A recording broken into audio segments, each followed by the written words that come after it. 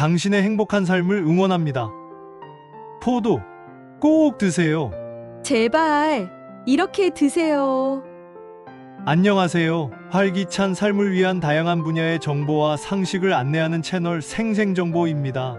아직 구독 안 하신 분들 계신가요? 구독과 좋아요 꾹 눌러주세요. 그리고 알림 설정을 해두시면 활기찬 삶에 도움이 되는 정보들을 꾸준히 받아보실 수 있습니다. 그럼 바로 생생정보 시작합니다. 포도는 6월부터 11월까지 그 품종을 바꾸어가며 만나볼 수 있는 참 다양한 모습을 가진 과일인데요. 우리 몸에 너무나도 좋아서 신의 과일이라고도 불리는 포도는 보통 우리가 알맹이만 쏙 빼먹게 되지만 그 껍질과 씨앗 그리고 심지어 가지까지 어느 것 하나 버릴 것 없는 과일이라는 것 알고 계셨나요? 오늘은 포도와 관련된 건강 정보들과 더불어 포도 가지까지 버리지 않고 건강하게 섭취하는 방법도 쉽게 잘 설명해 드릴 테니까요. 끝까지 놓치는 것 없이 잘 챙겨가시기 바랍니다. 자, 그럼 생생정보 첫 번째, 포도가 가진 건강한 성분에 대해서 말씀드리겠습니다. 포도의 풍부하고 우리 몸에도 좋은 이것은 놀랍게도 우리가 주로 섭취하게 되는 달달한 포도과육에는 거의 없다고 하고요. 포도 100g을 기준으로 껍질에는 대략 3mg, 포도씨에는 4mg 그리고 포도송이의 가지 부분에 50mg가량이 함유되어 있어서 수치상으로 포도 열매 부위를 다 합한 것보다 포도가지 부위의 수십 배나 더 많은 이것이 들어있습니다. 이 성분이 바로 포도에서 가장 중요한 레스베라트롤이라는 항산화 성분입니다. 레스베라트롤은 오디, 땅콩, 포도 등 여러 식물에서 발견되는 성분인데요. 식물이 박테리아나 외부 환경의 변화에 대응하여 스스로를 보호하기 위해서 만들어내는 성분이라고 보시면 되겠습니다. 이 레스베라트롤을 우리가 섭취하게 되었을 때 이로운 점이 너무나도 많지만 대표적으로는 암세포의 생성과 발전, 전이 모두 억제하는 엄청난 항암제의 역할을 하고요. 뇌 건강에도 좋아서 치매 예방에도 최고입니다. 그런데 오늘 알려드리는 대로 포도를 잘 먹게 되면 레스베라트롤뿐만 아니라 혈관 속 콜레스테롤을 제거하여 고지혈증과 뇌졸중 예방에도 좋은 다양한 항산화 성분들, 탄닌, 카테킨, 엘라그산, 안토시아닌을 더 많이 챙겨 드실 수 있게 될 겁니다. 포도를 먹으면 섭취할 수 있는 좋은 성분들을 알아보았는데요. 여기서 생생정보 두 번째, 이렇게 건강에 좋은 포도를 더 건강하게 먹기 위해서 포도 표면에 남아있는 농약 성분들을 잘 씻어내는 방법에 대해서 말씀드리겠습니다. 농약은 물에 잘 씻겨내려가는 수성 농약과 기름 성분이 포함된 유성 농약이 있는데요. 수성 농약은 물로 쉽게 씻어낼 수 있기 때문에 이 유성 농약을 세척하는 것이 관건이라고 보시면 됩니다. 그런데 포도송이 구석구석에 붙어있을 이 유성 농약 성분들을 깨끗하게 씻어내기에는 과육들이 가지에 너무 빼곡하게 붙어 있는데요. 그렇다고 포도 알갱이들을 모두 떼어내고 세척하게 되면 물과 함께 좋지 않은 성분들이 과육으로 흡수되어 버릴 수도 있기 때문에 알갱이를 떼어내지 않고 가위로 포도송이를 몇 등분으로 잘라내어 준비해 두시면 됩니다. 그리고 보통 식초물이 과일을 씻을 때 좋다는 얘기를 많이 들어보셨을 것 같은데요. 국립농산물검사소의 연구에 따르면 식초보다는 밀가루를 이용한 세척법이 잔류 농약 제거에 가장 효과적이라고 합니다. 밀가루의 고운 입자와 잔류 농약을 흡착시켜 세척하는 원리이죠. 그래서 밀가루를 포도 사이사이에 꼼꼼히 뿌려주고 물에 5분 정도 담가주면 되는데요. 밀가루를 녹인 물에 포도를 담궈두어도 됩니다. 그리고 5분이 지난 후 밀가루가 남아있지 않을 정도로 흐르는 물에 깨끗하게 씻어주면 농약 걱정 없이 드실 수 있게 되는 겁니다. 여기서 한 가지 주의하실 점이 있습니다. 보통 신선한 포도를 구입하시면 포도 표면에 무언가 하얗게 묻어있는 것들을 볼 수 있는데요. 이것을 농약이라 생각하고 깨끗하게 씻으실 필요는 없다는 겁니다.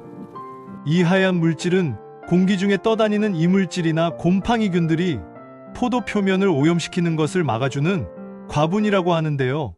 과분이 많이 보이는 포도는 병원균이나 이물질이 없이 건강한 포도라고 생각하시면 됩니다. 이런 팁은 포도를 고르실 때도 도움이 되겠죠?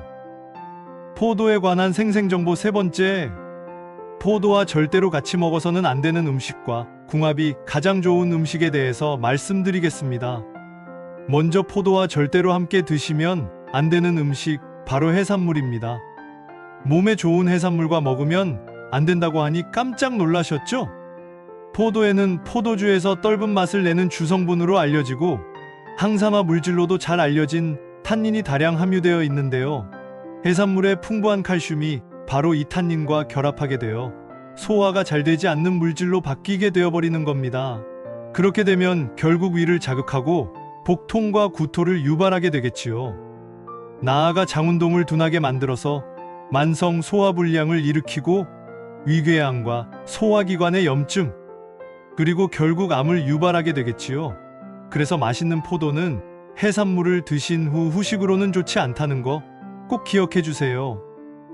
그렇다면 이번에는 포도와 같이 먹으면 궁합이 최고로 좋은 음식은 어떤 것들이 있는지 알아볼 건데요. 그 첫 번째가 바로 육류입니다. 우리가 육류를 섭취하게 되면 육류를 구성하고 있던 지방들이 분해되면서 말론다이알드하이드와 하이드로페록사이드라는 유독물질이 나오게 되는데요. 이 유독물질들이 우리 몸에 흡수되는 것을 효과적으로 막아주는 역할을 하는 과일이 바로 포도입니다. 게다가 포도는 알칼리성이라서 산성을 띠는 고기와 함께 드시면 고기의 산성을 중화시켜서 더욱 건강하게 먹는 방법이 될 수 있는 겁니다. 앞으로는 고기를 드실 때는 포도를 후식으로 꼭 잊지 말고 챙겨 드세요. 고기 다음으로 포도와 같이 먹으면 궁합이 좋은 음식. 그 두 번째는 바로 사과입니다. 사과에는 만성질환의 치료나 예방에 도움이 된다고 알려진 플라보노이드, 그 중에서도 케르세틴이라는 성분이 풍부한데요. 이 성분은 항균, 항산화, 항암, 스트레스 감소, 면역 조절, 간 기능 개선, 신경 안정 등의 다양한 효과를 가진 놀라운 물질로 알려져 있습니다.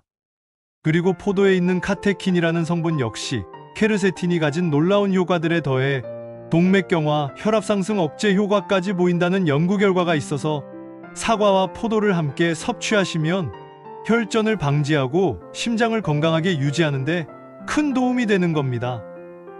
여기서 잠깐 포도와 드셔서는 안 되는 것 한 가지 더 추가로 알려드리겠습니다. 고혈압이나 심혈관 질환으로 고생하시는 분들이 많으실 텐데요.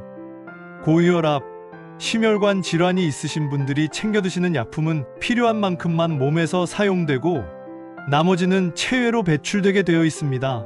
그런데 포도의 성분 중 하나인 프라노쿠마린이라는 물질이 고혈압 약을 분해해버려서 몸에 필요 이상의 약성분이 남아있게 되어버립니다. 이로 인해 혈압을 과도하게 낮춰버리는 현상이 생길 수 있겠지요.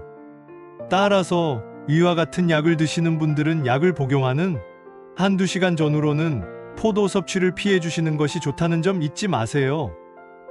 자, 그럼 오늘의 하이라이트, 포도에 관한 생생정보 네 번째. 앞에서 무슨 성분 하는 얘기들이 많아서 어려우셨다고요? 다른 거 몰라도 결국 포도에 들어있는 좋은 성분들을 버리는 것 없이 최대한 많이 섭취하는 것이 가장 중요하니까요. 지금부터 집중해서 잘 들으시면 됩니다. 잘 씻은 포도를 맛있게 드시고 난 후 드시고 남은 껍질과 씨, 그리고 영양분이 가장 많은 포도가지까지 버리지 않고 잘 섭취하는 방법에 대해서 알아보겠습니다. 먼저 포도를 다 드신 후 잘 모아둔 껍질과 씨, 그리고 포도가지를 물에 한 번 더 씻어줍니다. 그리고 끓는 물 1리터에 한 번에 넣고 물이 반 정도로 줄어들 때까지 끓여내면 은은한 포도향이 나는 차로도 드실 수 있고요. 냉장고에 넣어두셨다가 차갑게 물처럼 드셔도 좋습니다. 만약 오래 두고 드시고 싶으시다면 이렇게 해보세요. 씨와 껍질은 버리시고 포도가지만 모아서 채반에 담아 3-4일 정도 말려주시거나 식품 건조기가 있다면 3-4시간 정도 힘을 주면 똑하고 부러질 정도로 말려줍니다. 그리고 포도의 영양분들이 잘 우러나도록 약한 불에서 5분 정도 덮어주면 완전히 수분을 날려버렸기 때문에 밀폐 용기에 보관해 두기 더 좋고요.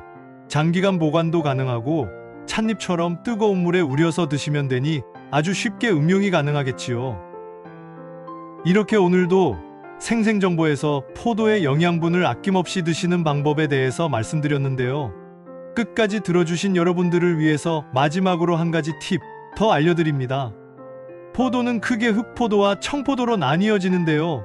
특히 흑포도 중에서도 캠벨 포도가 항산화 성분이 풍부하다고 하니까 포도를 구입하시거나 차로 드실 때 참고하시면 더 건강하게 드실 수 있겠습니다. 오늘 포도에 대한 정보는 여기까지입니다. 우리가 즐겨 먹는 포도, 여러분의 건강을 위해서 꼭 기억하시고 안전하게 드셨으면 좋겠습니다. 작은 습관으로 보다 더 행복한 일상을 만드실 수 있을 거예요.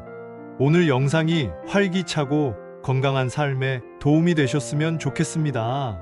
그리고 건강한 삶을 위해서는 식습관도 중요하지만 운동도 필수임을 잊지 마세요.